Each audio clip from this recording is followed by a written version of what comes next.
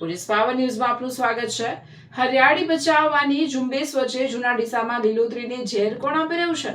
કબ્રસ્તાનની જમીનનું સંચાલન મળ્યું છે કે કુદરતના વિનાશનું લાયસન્સ? જવાબ જોઈએ।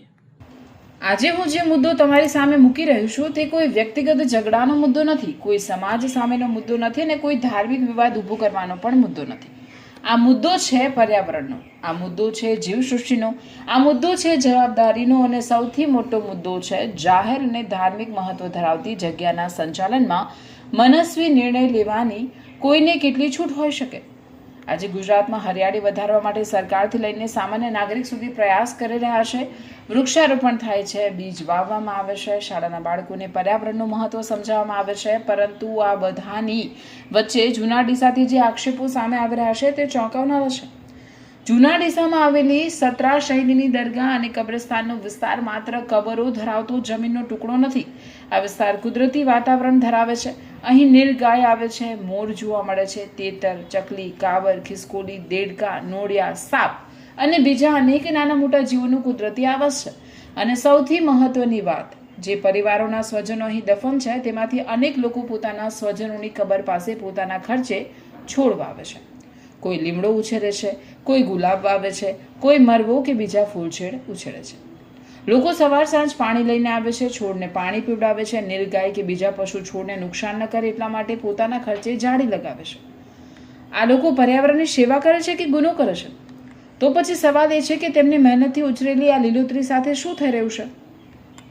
જૂના ડીસામાં સ્થાનિક સ્તરે ગંભીર આક્ષેપ થઈ રહ્યા છે કે ઝાલોરી વકફ ટ્રસ્ટ સાથે સંકળાયેલા કોઈ ટ્રસ્ટીના કથિત નિર્ણયથી આ વિસ્તારમાં ટેન્કર મારફતે કથિત રીતે ઝેરી દવા રસાયણનો છંટકાવ કરવામાં આવ્યો છે, જેના કારણે છોડ અને વનસ્પતિ બળી કે સુકાઈ રહી હોવાની ફરિયાદો છે। અમે અહીંથી કોઈ વ્યક્તિને તપાસ પહેલા ગુનેગાર જાહેર કરતા નથી, પરંતુ સવાલ પૂછવાનો અમારો અધિકાર છે અને જવાબ માંગવું જનહિતની ફરજ છે। હવે અમારા સીધા સવાલ સાંભળો। પહેલો સવાલ, કબ્રસ્તાન વિસ્તારમાં કઈ દવાનો છંટકાવ કરવામાં આવ્યો? બીજો સવાલ, આ દવા કેટલી માત્રામાં છાંટવામાં આવી? ત્રીજો સવાલ, દવા છાંટવાનો નિર્ણય કોણે લીધો?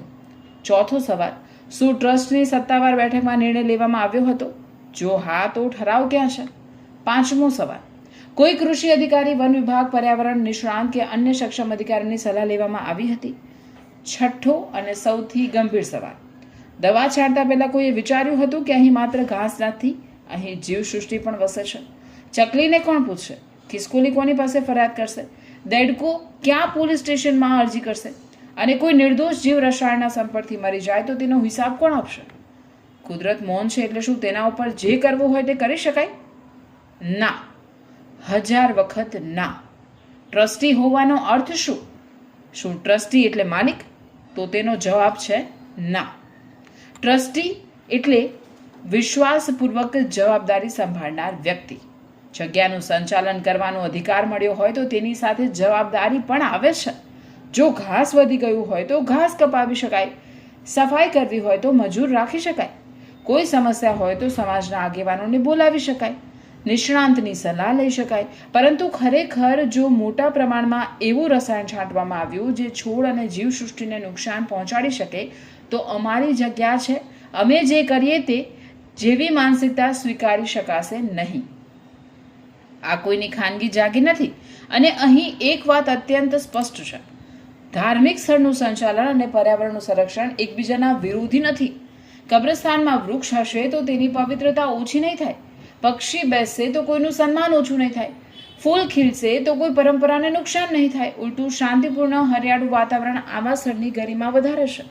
ત્યારે છોડ ઉછેરતા લોકોને પ્રોત્સાહિત કરવાના બદલે જો તેમની મહેનત ઉપર રસાયણ ફેરવી દેવામાં આવ્યું હોય તો આ નિર્ણય કોણે અને કઈ સમજણથી લીધો તેનો જવાબ આપવો જોઈએ। અને હવે સંબંધિત સરકારી તંત્રને પણ અમારા પ્રશ્નો છે। જો સ્થાનિક લોકો લેખિત ફરિયાદ કરે, ફોટા, વિડીયો અથવા અન્ય પુરાવા રજૂ કરે તો શું તંત્ર સ્થળ તપાસ કરશે? છાંટવામાં આવેલી દવાનો નમૂનો લેવાશે? જમીન ઉપર તેની અસર તપાસવામાં આવશે? પશુ પક્ષીઓ કે નાના જીવોના મૃત્યુની ફરિયાદ હોય તો પશુ ચિકિત્સક અથવા સંબંધિત નિષ્ણાંત દ્વારા તપાસ થશે? અને જો તપાસમાં કોઈ કાયદાનો ભંગ બહાર આવે તો જવાબદાર વ્યક્તિ સામે કાયદેસરની કાર્યવાહી થશે કે નહીં? કારણ કે કાયદો હોદ્દો જોઈને લાગુ પડતો નથી, કાયદો ઉંમર જોઈને લાગુ પડતો નથી, કાયદો ઓળખાણ જોઈને લાગુ પડવો ન જોઈએ, કાયદો તથ્ય અને પુરાવાના આધારે લાગુ પડવો જોઈએ। અહીં કોઈની ઉંમરનું અપમાન કરવાનો પ્રશ્ન નથી, પરંતુ વર્ષોનો અનુભવ હોય તો નિર્ણયમાં વધુ પરિપક્વતા દેખાવાની અપેક્ષા સ્વાભાવિક છે.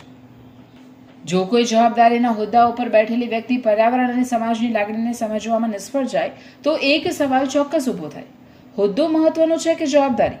જો જવાબદારી નિભાવી શક્ય ન હોય તો સન્માનપૂર્વક જવાબદારી કોઈ સક્ષમ વ્યક્તિને સોંપવી એ પણ એક વિકલ્પ છે. પરંતુ હોદ્દો પણ રાખવો અને મનસ્વી નિર્ણયોના ગંભીર આક્ષેપણો ઊભા થવા દેવા, આ સ્થિતિ કોઈ સંસ્થા માટે સારી નથી. હવે અંતમાં માત્ર એટલું જ, આજે આખું ગુજરાત વૃક્ષ વાવવાની વાત કરે છે ત્યારે આપણે જૂના ડીસાથી એક જ સંદેશ આપવો છે: છોડ વાવનાર હાથને રોકશો નહીં, છોડને પાણી આપનાર માણસને નિરાશ કરશો નહીં, પક્ષીના આશ્રયને ઝેર આપશો નહીં, કુદરતના મૌનને તેની નબળાઈ સમજશો નહીં. કારણ કે વૃક્ષ બોલતું નથી, પરંતુ એક દિવસ તેની ગેરહાજરી બોલે છે. પક્ષી ફરિયાદ નથી લખતું, પરંતુ તેની ખાલી થયેલી ડાળીઓ ઘણું કહી જાય છે. અને કુદરત કોર્ટમાં કેસ નથી કરતી, પરંતુ કુદરતનો ચુકાદો આવે ત્યારે અપીલ કરવાની જગ્યા રહેતી નથી. તેથી અમારી સ્પષ્ટ માંગ છે: આ કથિત ઝેરી દવાના છંટકાવ અંગે નિષ્પક્ષ અને તાત્કાલિક તપાસ થવી જોઈએ. કઈ દવા વપરાઈ, કોણે નિર્ણય કર્યો, કેટલી માત્રામાં વપરાઈ અને તેનાથી પર્યાવરણ કે જીવસૃષ્ટિને નુકસાન થયું કે નહીં, તે વૈજ્ઞાનિક અને દસ્તાવેજી રીતે તપાસવું જોઈએ. અને જો તપાસમાં કાયદાનો ભંગ કે જવાબદારીમાં ગંભીર બેદરકારી સાબિત થાય તો જવાબદાર કોઈ પણ હોય, કાયદેસરની કાર્યવાહી થવી જ જોઈએ. આ કોઈ વ્યક્તિ સામેની લડાઈ નથી, આ કુદરતના પક્ષમાં ઊભા રહેવાની લડાઈ છે. આ નિર્દોષ જીવસૃષ્ટિના અસ્તિત્વનો સવાલ છે અને આ સવાલનો જવાબ જૂના ડીસાનો મુસ્લિમ સમુદાય માંગે છે. હું Megha Agravat, Gujarat state bureau chief, police power news.